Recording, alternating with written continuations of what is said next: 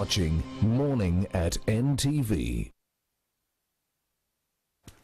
Well, time check, you do have about 20 minutes to the top of the hour, 8 a.m. We journey on with Tuesday's edition, the 20th of June, 2023.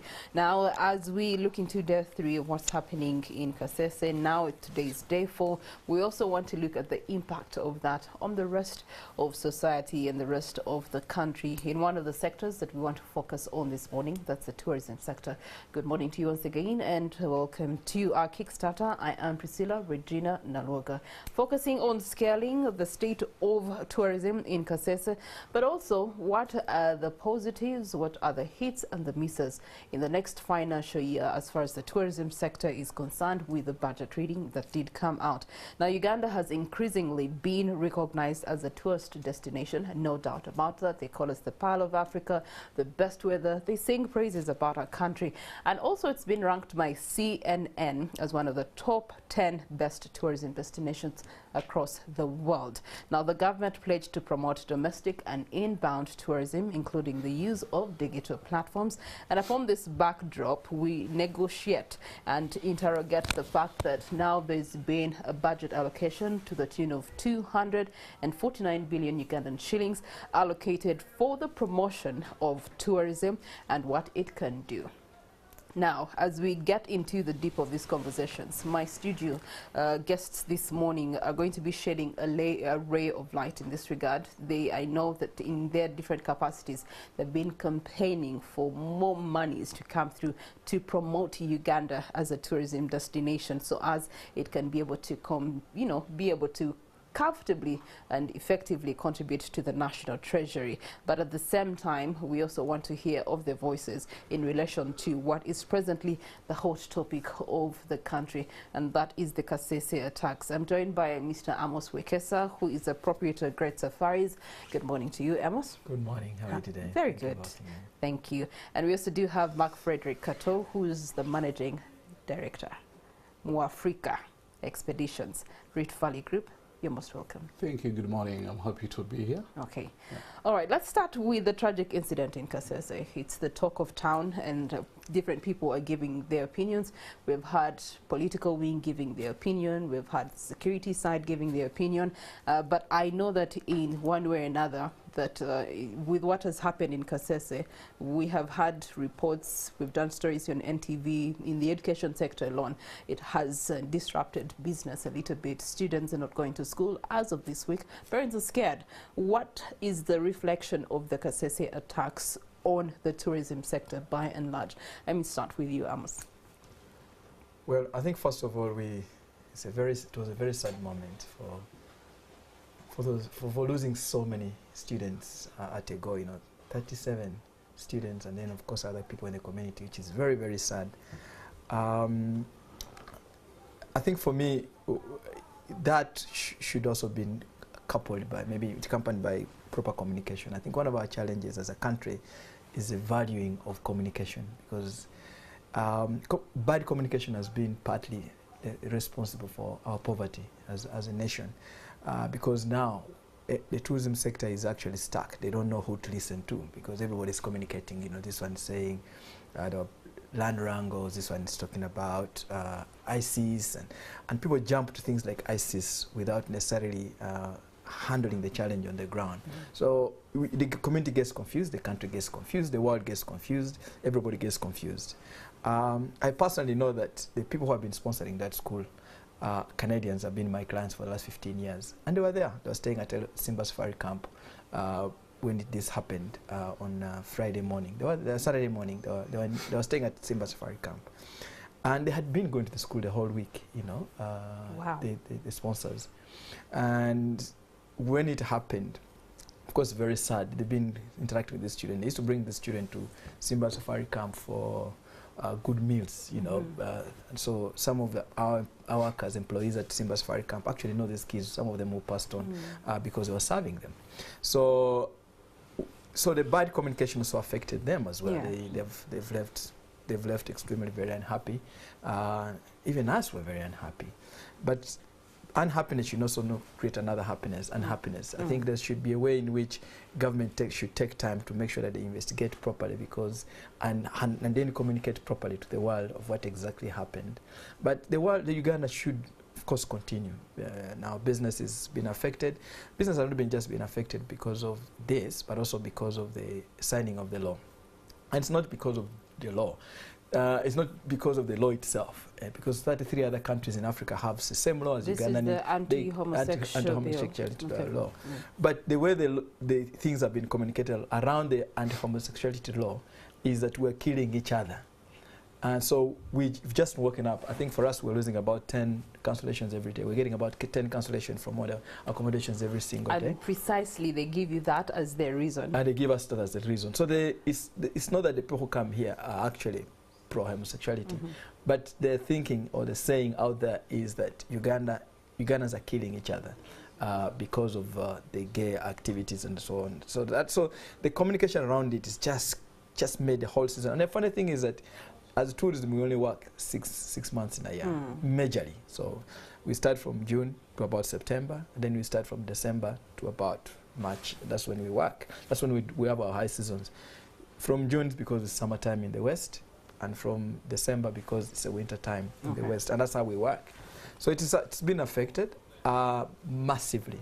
We've lost 3 years already. 2 years were lost to COVID, and then the other 1 year was also lost to Ebola. There was Ebola. Not because of Ebola, it's because of the bad communication around Ebola. So whenever something happens, everyone just communicates, and that kills business. And yet government is expecting to collect taxes. Interesting when you say communication as having conversation with somebody and said, for example, if this was in a more developed country, like maybe the United States, and whoever they arrest as suspects, the way they actually parade them before media and communication is that to send the message that we've got this under control, which gives the confidence back to the different sectors and the players and even the citizens by and large. When I turn to you, Fredrick, what do you make of the impact of this incident? And I guess the bigger question is, what are the shock absorbers in the short term? Well, first of all, thank you for having me here at NTV. It's very sad. We condemn terror acts, and we in the tourism business, it's really shocking. Again, what Amos has just been talking, how do we manage communication? Whom do we have to listen to? Because currently we're getting emails about what is happening in Kasese. So our clients, it's like fear. They're fearing to come to a very beautiful destination. So we as a company, how have we managed that? Basically, we are basing on what the military in Uganda, the UPDF, I think right now it's the UPDF, the police, what are they communicating to the world about the incidents that happened? And that is the same we capture to give confidence to our clients that Uganda is safe regardless of that act. We still have a very beautiful country which is safe. You can still come and enjoy. It's under control. Then the way you've explained, like outside, I happen to be in Belgium. I've traveled. How do they come out when such incidences happen? They bring people concerned, and those are the ones we have to listen to. But regardless that is happening, I want to appreciate the First Lady, Janet, our First Lady. She did an amazing work to come out and condemn the act, and also install confidence to the locals, to the country, that and the UPDF is down there. They are controlling everything. So what I can say that we are safe. It's not only that incidents happened in Kasese. Yeah. We have a lot of 10 gazetted attractions, actually more than that, and people can come and enjoy these attractions. So what we as a country, we need to put structures to manage how to communicate globally. The moment we have that, trust me, everybody want to come and enjoy this beautiful country. Okay, Amos, you love communication so much, and you've spoken about the impact of communication in presenting the better side of anything when it comes to tourism sector. What would be your advice to the government right now in the state of this crisis in protecting the image of the country and also ensuring that you don't lose as much business as should be expected with this incident, having mentioned that this is peak season for the tourism sector? Well, I think the damage has been done. In fact, when you talk about, for example, the gay bill being signed in May, I think sometimes before things are done, you have to say, okay, we're going to be signing the gay bill. How is it going to affect the business environment? So the business must also communicate with politics. The problem in Uganda is that politics wants to control economics. It's economics that's supposed to actually dictate on how things are done.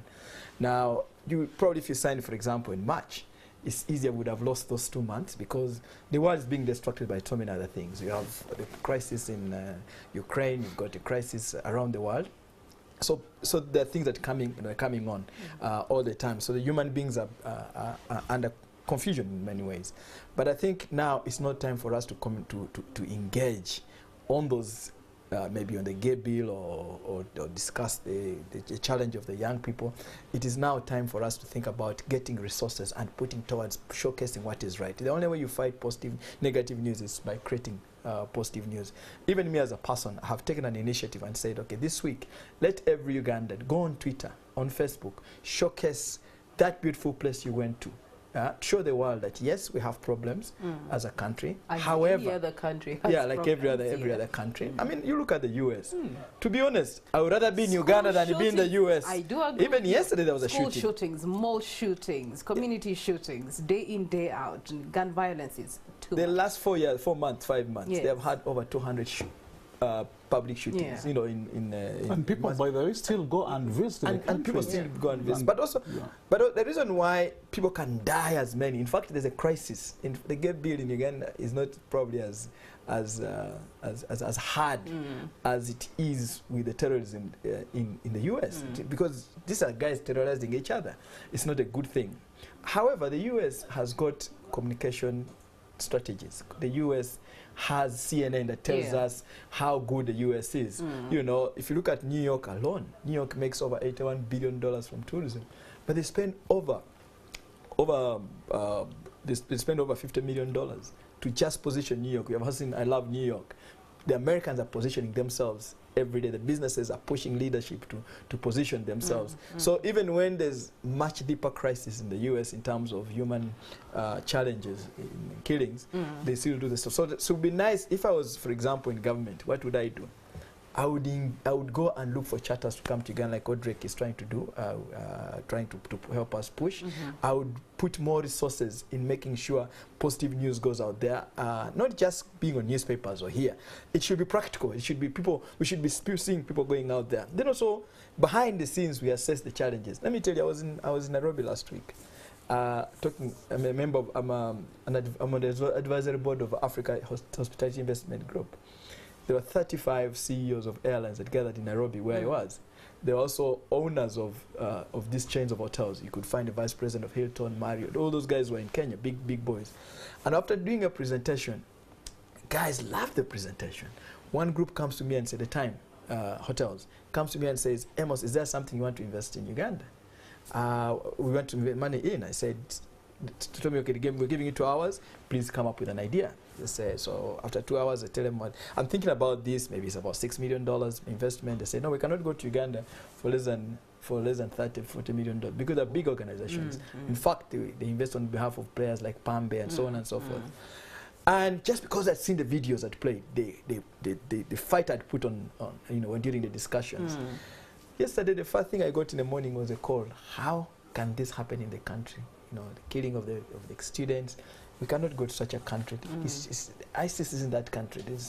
ADF is in that country. You know, so it kills the opportunities. Well, thank you, Amos. Actually, adding on that, as a country right now, I think we need to have PR and come out with the communication strategies to actually, right now, what people are looking at is the confidence, to gain the confidence they are fearing to come to this country. So, and again, Amos is always advocating that marketing this beautiful destination is everyone's business. I've seen UTBs doing explore the north, the west, but who are you? Who is doing that? And what are the impact? Are they sending their videos? Because right now everybody is on social media, is on internet. So myself, everybody here, when you go somewhere, very beautiful scenery, post it, send it to their hashtag Uganda, visit Uganda, hashtag visit the Pearl of Africa. Regardless of the crisis, we know there's a lot of negativities coming out, but for us, our positivity should be about the positive communication we give there, the beautiful, this is a beautiful country. We know living other factors constant. There's, of course, the law has been passed on, and for us right now, we do, as a company, we do a lot of research, statistics of the clients coming in. And we even ask, which countries have you visited in Africa? You get it, and you say, but you've been in actually 10 of the countries that have the same bill. You get it, and you visited there. You visited, and this is the opportunity to come and explore the beauty of this country. Actually, I even tell them that, okay, look, all those countries you've traveled, you're coming to see the quality of attractions which you've never seen in those countries, and such information gives energy, courage. They get energy, and I say, okay, we're coming. Okay, Fredrick, what has the Uganda Tourism Board done in this present financial year to be able to gain the 249 billion shillings in the next financial year? Wow. I want to say this, Amos has been behind that, pushing that. I saw also the Member of Parliament. I think you had there's some members, stakeholders, the private sector involving the Member of Parliament. I saw the Minister, Honorable Tom Bitime. They really had to push, lobby. You know, this is a country of lobbying, to see that they get the 249 billion to market to whatever. Is it enough? Now the question, is it enough? Where are we putting it? How are we putting it? That is now the question. I think let me help break it down. The reality is that it's been a concerted effort. We're all pushing. I personally met with the group, Audrey led a group of people to meet the committee on budget and explain why tourism should be supported. Of course, I'm sure the minister also led other groups of people. But when they say 249 billion out of 52 trillion, 249 trillion is peanut. It's peanut. And let me try to help break it down. It's definitely a better peanut than what you've had in this Let me try to break it down. So it has to be the case of, what are you using your 2 coins for? No. When they say they've given you 249 billion, it doesn't mean they've given you 249 and you can be 49 billion. True. Uganda, and even Uganda you break it down in the 12 months, that's 20 million Uganda per month Life Authority, for the next 12 months, so it still doesn't make sense. Uganda Life Authority will collect about 149 billion. That's probably the expectation. That's also is part of the 249. So that's already, it has to be collected by Uganda Life Authority. It's not that government has gotten money, 249 billion is going to give it to tourism. No, that's not what's going to happen. Was collected. So Uganda Life Authority is going to collect at least over 50% of that money. It's counted in it. So you're working with peanuts. Now, when you look at Uganda Tourism Board, you might find that Uganda Tourism Board, the last time I read, was 23 billion shillings. 23 billion shillings, probably 40% or 50% or 60% is going to be the recurrent budget. It's looking after their salaries and so on. So you find that the amount of money that's going towards marketing the country, to the actual work of marketing the country is going to be less than about maybe $2 million or $1 million. Or $2 million at best, maybe $1 million. But if you compare that... Amos, you do mathematics a lot when you need deliberations. With our tax base and what we are working with, what would you have desired to be allocated to the tourism? If you look at a budget of 53 trillion, first of all, we are grappling with the collection of revenue. This year, URS is projected to collect 29. It's expected to collect 29 trillion out of the 52 trillion, right? I don't think they will collect that because the economy is not working well. And then out of probably the 25 trillion URM might collect, 17 trillion is going into loan repayment. Loan repayments. Now, for me as a Ugandan, as a person in business, I would think that we need to get about 2 trillion shillings from the budget. Put it towards areas that can actually bring in money from external sources. Yeah. The reason why we are poor, and the reason we'll continue to be poor, is that even when you have when you're able to collect 29 trillion, or let's say 25 trillion, you're putting 17 trillion towards the loan repayment. That means you only have a gap of about 8 trillion shillings as a country.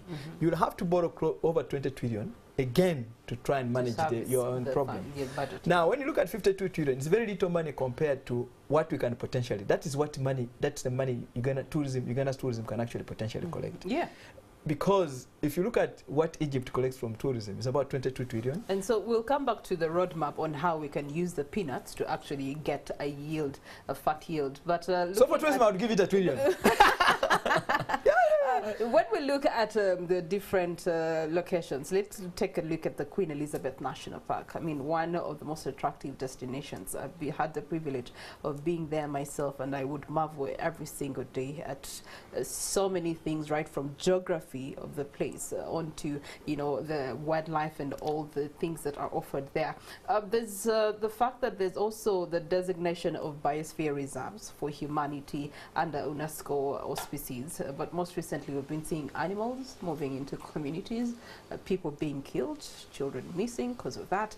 You do have very little, you know, subsistence farming being disrupted because of this whole biosphere situation. While it's a good initiative, when it comes to community protection and engagement, isn't that a bit of a conflict, Fredrick? Of course, there have been a lot of conflicts in that area, in Queen's, whatever. Let me take you a little bit to Akagera National Park in Rwanda. I will compare it to Queen Elizabeth. It's similar to Queen Elizabeth. And you've seen how the Rwanda government come out strongly with policies.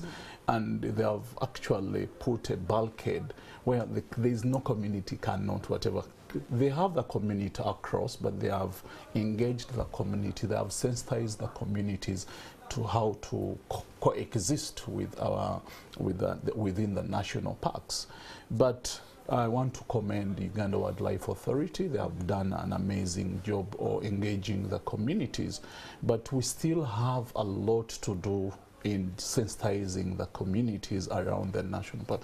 But because you can't come out with a policy that we don't want anyone around the communities, and like in Rwanda, it's in the case I was in Akagera. I was very surprised I didn't see any community member moving around. But within Queen Elizabeth, you have borders, you have fishermen, you have everything. The lions are crossing, the antelopes are crossing. You're going to lose a lot of, the conservation really is really affected on that aspect.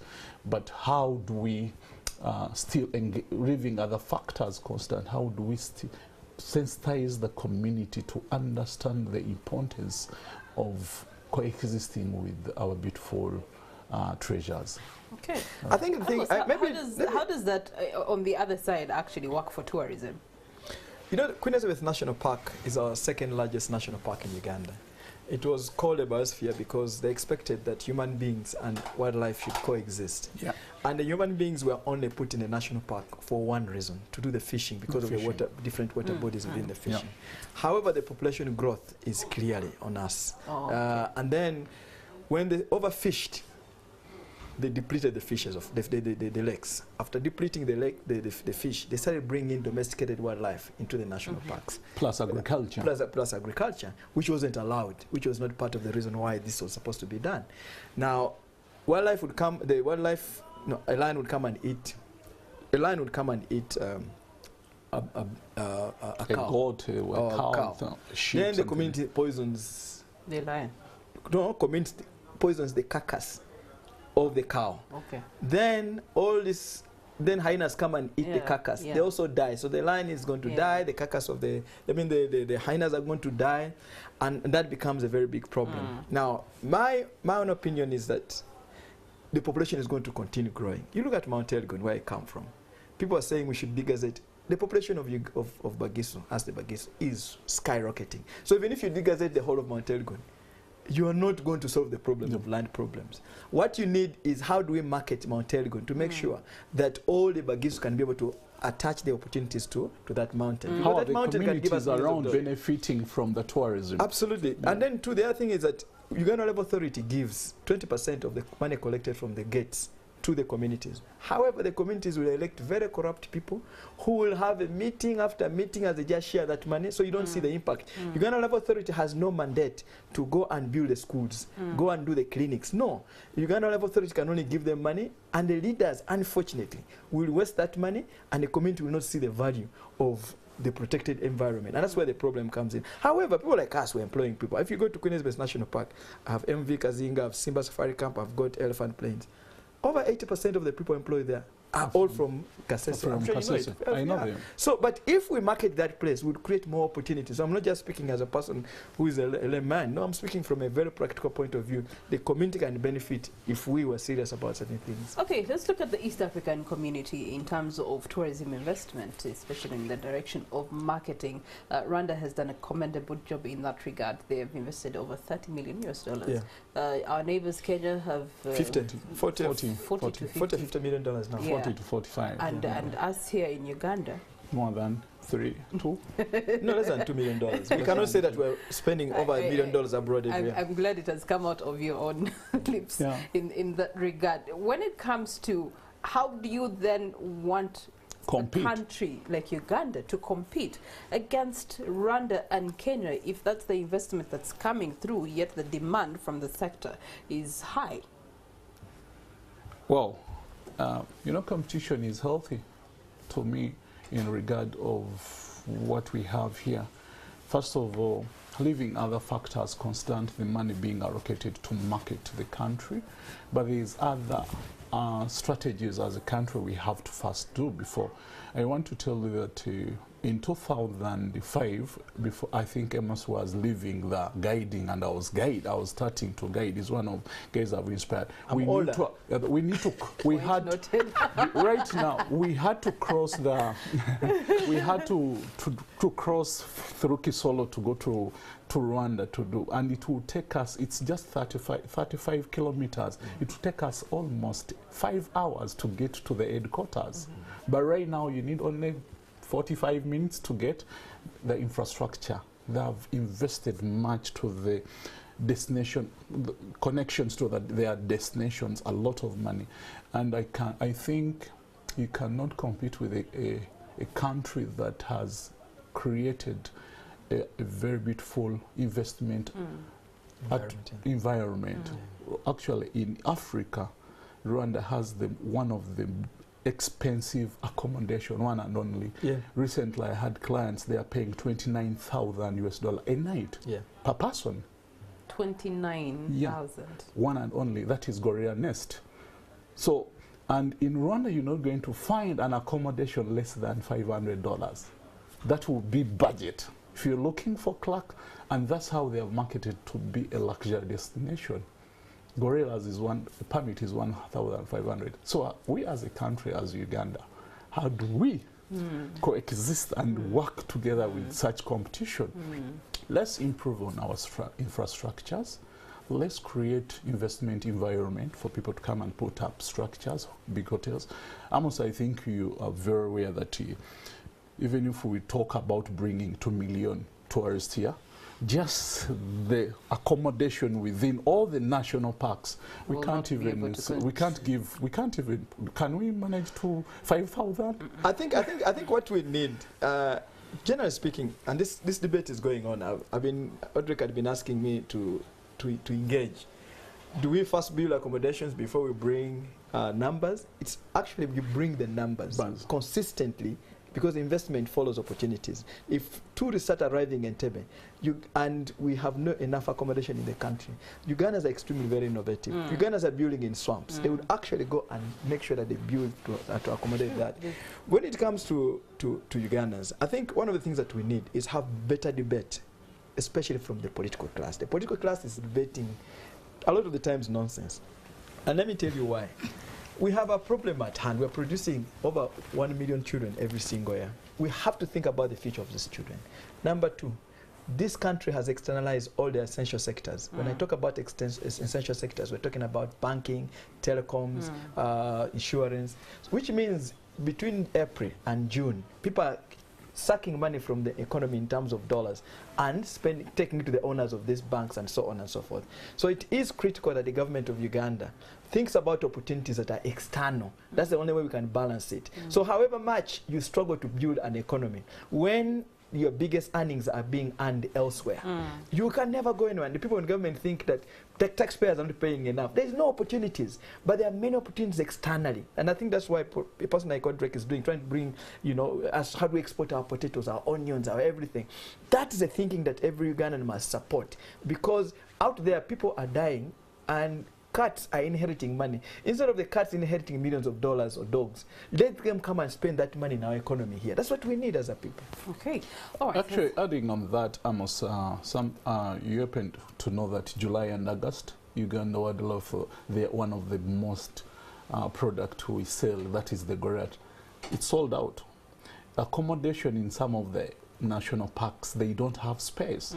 And we as tour operators are trying to tap into those people to come to this beautiful country. We've even reached out to say, okay, can you change to another dates? Yeah. So I think there's also a positive part on that, people are appreciating to come here. But we still have more to do. Okay. And so we have 12 months to do some sort of a difference, perhaps to get a better allocation in the other financial year. So with the peanuts that are presently on the table, Amos,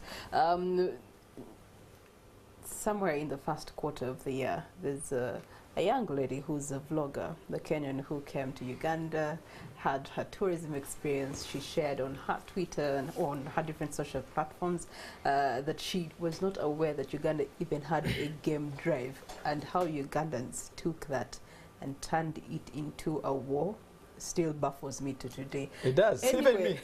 I don't understand. Kenyans don't know about Uganda. It's true. We have not marketed. So if our own neighbors, who we claim to say that we have attracted quite a good number of Africans to come and look at Uganda as a tourism destination, when our own neighbors do not consider us as a tourism destination, how do we coexist? If they were in Kenya, if they were in Kenya last week, they would have gotten more angry. So I go to the stage and I'm like, okay, I am going to do a presentation. I'm the only Ugandan going to do a presentation in this very big meeting. And I showcase Uganda's 3 minutes video. Even before the video is done, this guy shouts, I never thought Uganda has permanent snow. I never thought Uganda is as beautiful as this. An English guy living in Kenya. And I said, yeah. In fact, the MC said, I think next year, whatever meeting we're doing, we should concentrate on Uganda. You know, not Uganda. Yeah. So Ugandans assume that, first of all, but they didn't many Ugandans making noise. A lot of them don't know Uganda. True. They have never climbed the Rwenzoris, Mount Elgon, they have never been to Arua, they have never been to... So don't you see that that's where the number one problem is, that if ourselves as citizens of this country have not appreciated, don't even know what we have, how do you expect to use these monies to be able to, you know, invest in localizing tourism? But before you come in, you know why Kenya grew? Kenya grew because the president of Kenya one day woke up and said, there is no way you can become a civil servant without climbing Mount Kenya, without understanding Kenya, you know. So it's no way you can Fredrick, in this big a month, how are you attracting Ugandans to know more about their Pearl of Africa? Actually, because we say this line so proudly, Pearl of Africa, but we don't see the pearls actually. We've never seen the pearls. Actually, as a company, we've tried to tap on the tourism, whatever. We've organized, actually what I'm doing, I'm organizing this with my friends, my hobbies. I want to join board, like Independence, every Independence, we go to a certain national park, and I want everybody to take a photo, post it on his social handle, and appreciate. Ugandans, we need to appreciate. This is one of the beautiful countries. I was in Canada for our adventure show. I was the only Ugandan. There was Zala and Ugandan talking about this beautiful. People asking, are you serious? Are you telling us the truth, or you just looking for business? Because actually I told them, I'm not looking for business. I want to teach you about the beautiful country that you should come and enjoy. Because Amos is organizing with the team of Tusker. They're doing something Rwenzori in September. I hope the Kasese thing is not affecting that. Again, mindset change, positive. Yeah, positive. It works, actually, it works in time. So because to change the mindset. they're organizing a marathon and Kasese, then you'll hear, no, Kasese is not safe to go, we can't have that, and already there is money has been spent to organize so it can be an advocacy project. Advocacy. Actually, more people are booking to it. Already paying for Recently, you the marathon. posted that the booking hotels in Kasese are fully booked for the marathon coming in September, I think. It's in September. Yes. In September. So it's everybody's business to market the country. We have to first appreciate our own. Actually, if you see the statistics countrywide of there, for example, the US, they're the first to visit their attractions, because for us, statistics is US #1, then UK, then Germans, then you go to Holland, then you have the Spanish are coming on, really. And on this, another thing I want to inform the public, like we as a company, we've participated in a lot of projects to market this country. Panasonic World launched their Lumix camera here into 2021 for 2022. And they came out with a short documentary which has won awards in different festivals. So it has been watched by 2.2 million people. So there is the King Oyo, had to climb the Renzoli. Actually has done the launching in the United States recently.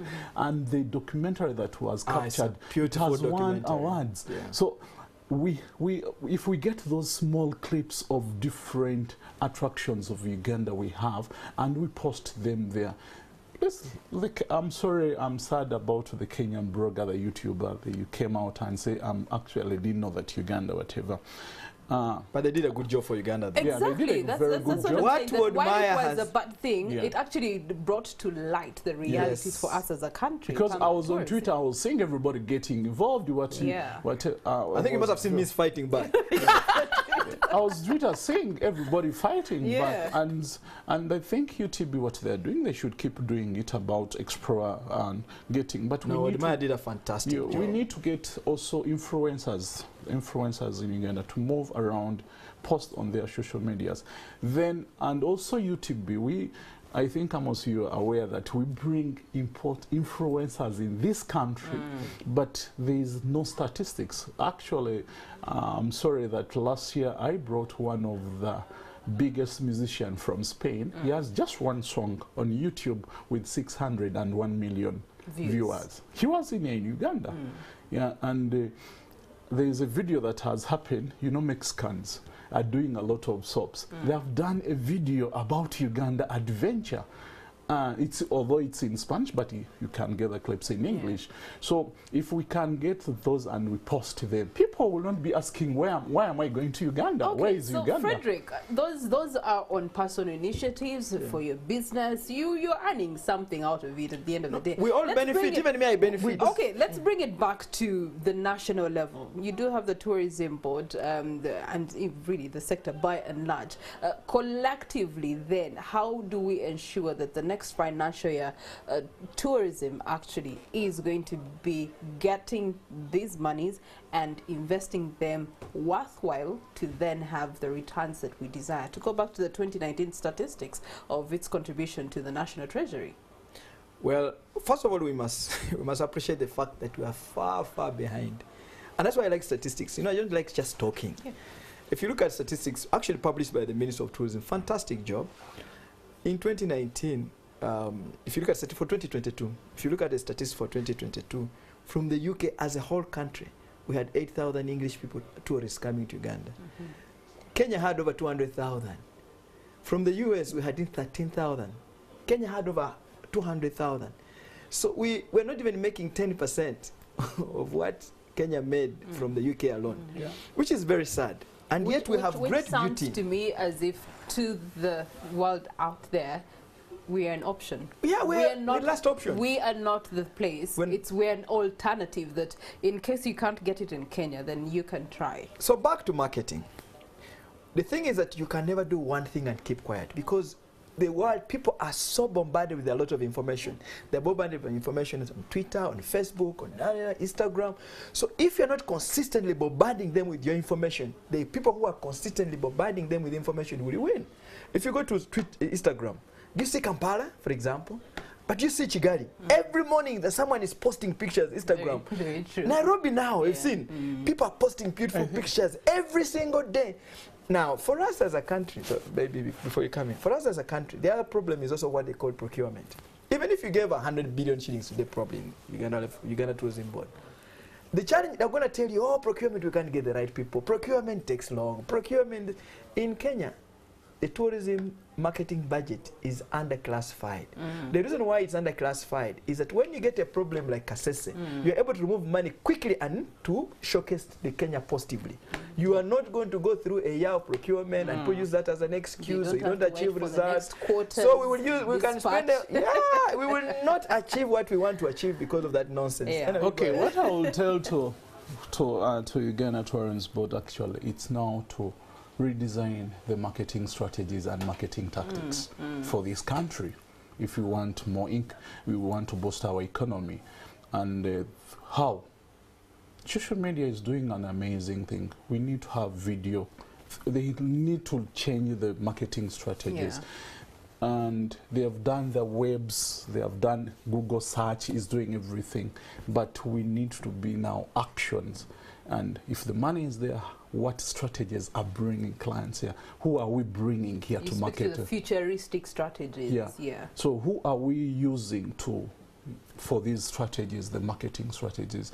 You know that everybody is right, the youth is on the social media right now. Who is searching about Uganda? How are we positioning Uganda? You get it on social media, on internet, because now people are looking for that. What hashtags are we sending out there for on the adverts? So trust me, that is the essence. That is what Rwanda is doing. That's what Kenya is doing. You get it. We've not had even a documentary about night game drives in Machion Falls. We've not have that. Ooh, I'm already imagining that. I would want You'll to get shocked. But when you talk about the statistics, we need to be very serious as a people. You get it. Let me tell you, this man is very serious. I tell you, he's been traveling around the world. He's done a fantastic job. And it's like private sector is really trying their level best. But you know, when a tourist comes here, this man is not the one who gets the chicken, who supplies the chicken to hotels.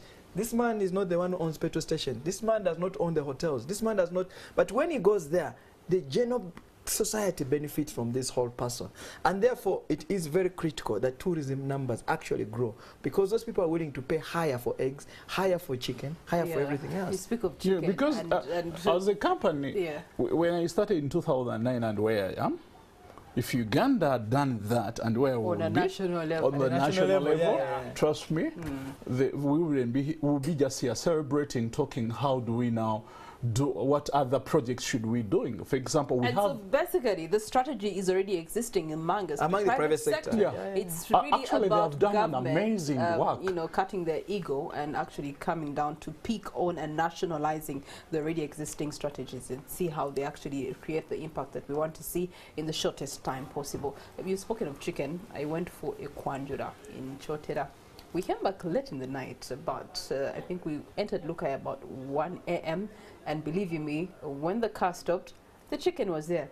I said, there's no way I'm going to go back to Kampala without eating Lukaya chicken. You're a domestic tourist. You empowered that person in the community. Exactly. That's what you did. So, and you know, and so I'm thinking, how do we then get those particular, they look normal to us Ugandans, but it's already a DNA that exists, and then spread it to those that actually come into the country and be able to tap into it to actually create the beautiful when the tourists come here, experiences. our strategy as a company, we want them to spend more money, because they've already spent almost $10,000 US for the tour. But they've carried another 5,000 just to spend. And that's where the youth should come in. How do I tap in? Well, we don't actually, Amos, I'm always following you. Thank you so much we don't have stopovers, Mitiana. Exactly. I can never do a road trip without a stopover. Then what's the experience? The road right now we are redesigning many our things we need to packages. see. We are redesigning our packages Yeah. that we can afford comfortable tours. We don't longer want to drive a client for 5 hours. No. We no longer want that because we failed to get the boat charters here. We have Yeah. Oil Link and by whatever. But let me give you an example. But charters, I think Odrek is trying to push for at least 2 charters to come to Uganda. Mombasa has over But 10 before they charters. push that, Amos, As and when it comes through. when yes. it comes through, We should but be doing something. We should be doing something, Okay, and the money we need the money. But I want to within help the economy. breakdown. If we just pushed, and I've always wanted to push it, I will say this until Uganda start to understand, our leaders must be pushing this. Why do we export agriculture products? It's because we're looking for the markets that are willing to pay higher prices. But if you have 3 million tourists going through your airport, our airport, Nyabo, 3 million tourists, just the visa and the taxes on the ticket will be $300 million. Visa alone is $50. $50 times 3 million people is what? $150 million. $50 on the ticket as a tax times 3 million people is $150 million. Just at the airport alone, you'll collect $300 million. Okay. Why wouldn't you involve? You're preaching to the wrong crowd right now. The leaders, I'm sure, have received the message. I hope they have. Let's look at the additional 33.3 billion excess non-tax revenue that was collected in 2021-2022. It was directed to the Ministry of Tourism, Wildlife and Antiquities. How can it be used to actually ensure that the tourism sector moving forward is rebooted? From COVID-19, I know that it has opened up so many loopholes, but also so many opportunities. Where would you recommend that the ministry focus its energies right now to be able to resuscitate the sector in the short time frame? Let us be very realistic. Yeah. That money is their operation costs, paying salaries. Jaw dropping. Yeah, so yeah, that's their operation, I think, to pay salaries. 33 billion. That's their operation. 33 billion is nothing compared to what tourism can bring. Yeah. Many of you go and Google now. Serengeti in Tanzania, a national park, one national park, the value it brings to the government of Tanzania is $800 million. One national park. One national park. If you go and look at Gorogoro Crater, today, I am sure they're collecting $500,000 from the gate a day. A day. So 33 billion is less than $10 million. Just Mason Falls National Park alone, if we marketed this country very well, that national park should bring us $1 billion. Yeah. And I'm saying $1 billion, why? Because people are saying, but you're comparing with Serengeti. Serengeti, yes, has a big number of tourists, a big number of wildlife, like, you know, the wild beasts and lions and so on and so forth. But the value of what you get in Uganda national parks, like Mason Falls National Park, is much higher than what you'll get in Serengeti. You'll go and do a game drive in the morning in the savannah part. In the afternoon, you do a boat trip along. No, in Uganda. Yes, I have gone to Makshan Falls 3 times because of that exact. So you do a game drive in the morning. Yeah. It's different. Yes. In the afternoon, you're doing a boat cruise on the Nile. I looked for a lion until 2 p.m. But I think... And that was a nice experience because previously we had done the early morning and you would get it. Yeah. But then we got to learn that because of the temperatures of the different parts of the day, they have to look for shed, cool down, so that affects where they're going to be located. So you have to hunt for them instead of them hunting for you. Yeah, but what I'm saying there, which is good, it's good to know that you actually, you know, sometimes you'd come in the studio and the person interviewing us, never been to a national park, you don't understand what you're dealing with. You've been to you know, this, and that takes me to the idea of that we need to start teaching our kids from primary school what would Lake Victoria do in terms of tourism? What would do it in terms of fishing? We'll teach Ugandans about Mount Elgon, the Renzoris. We need to teach our kids, examine them, not on those stupid things of the prairies, rainlands, total nonsense. We need to interview our kids. We need to examine them. They are East African escapement. Actually, right now, at the beginning of the interview, you can see it in Uganda. At the beginning of the interviews, sometimes Ugandans, we don't grab opportunities. At the beginning of the interview, you talked about being ranked by CNN, by Lonely Planet, as one of the top best nation. How have we tapped on that sound? We need to tap on that sound. That free market. That is just free market by CNN, by Lonely Planet. So, Minister of Tourism, Uganda Tourism Board, with the private sector, please, let's put the other factors aside. The politics we aside. come together and we push for this, we're going to have numbers here. I'm sure we're going to have numbers here. We are marketing a quality destination, not quantity, because we were talking about quantity of you have to go to Tanzania or Kenya, Namibia, but we're talking about a country with beautiful landscapes. You're just doing a game drive in Machon Falls. It has nothing to do with Masai Mara. Totally, nothing. Yeah. And the emotion, because we get feedbacks. Yeah. And if you go to TripAdvisor, you see the feedback. I was very surprised about Uganda. And we meet these clients after the trips. Yes. They explain, they tell us, guys, you have treasures. Some even cry after they don't want to go back to their country if getting an amazing... Let me qualify his point. I was a tour guide. I used to do Uganda, Kenya, and Tanzania for many years when I was younger. He remembers that. If I wanted my clients to be unhappy, I would start from Uganda, go to Kenya, go to Tanzania. Why? You would cross Uganda and people start asking you after Hero, you're going to Kasese and Kilgoris. They start saying, this country, Kenya is so dry. Uganda is so beautiful. Yes. They start telling you, but Ugandans dress well. But Kenyans are not dressing They're more friendly. It becomes your problem. I'm saying, but if the Kenyans are not dressing as nice as Ugandans, that's not my problem. You know, start talking about how the matoke was nice, how food was nice, how this was nice. So I would start from Tanzania, they enjoy themselves, they go to Kenya and end up with a highlight called Uganda. That is what makes Uganda unique. But us, our leaders don't know, we don't know. So in the next 12 years, 12 months, sorry, next financial year, what is the potential of the tourism sector to boost Uganda's economy, Fredrick?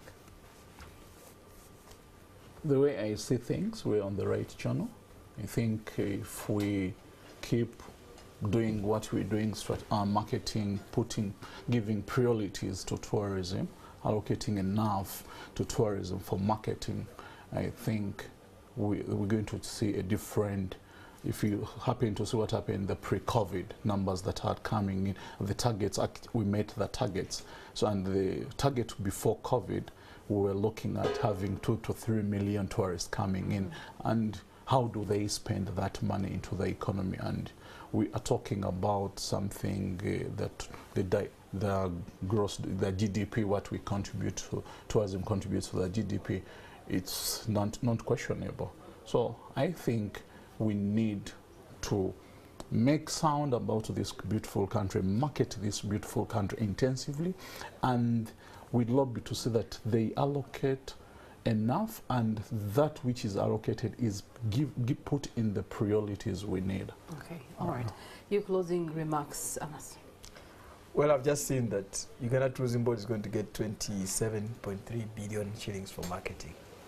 I think we can achieve a bit, you know, from that if we're serious. It's still very little money compared to what other people are doing. But let's not have excuses, honestly. We are just killing our own country. This is our home. We need to market it. We need to do things that are right, timely. You know, I think for me that is the thing. We can achieve it. Okay, all right. Well, I wish I could share my experiences, but now and today is not the time. I've just remembered of my hippo experience and seeing it stand up and how I sprinted in directions I didn't understand which were wrong, because in case it was to follow me up at its speed, I would be dead meat today. Anyway, that is how beautiful Uganda is.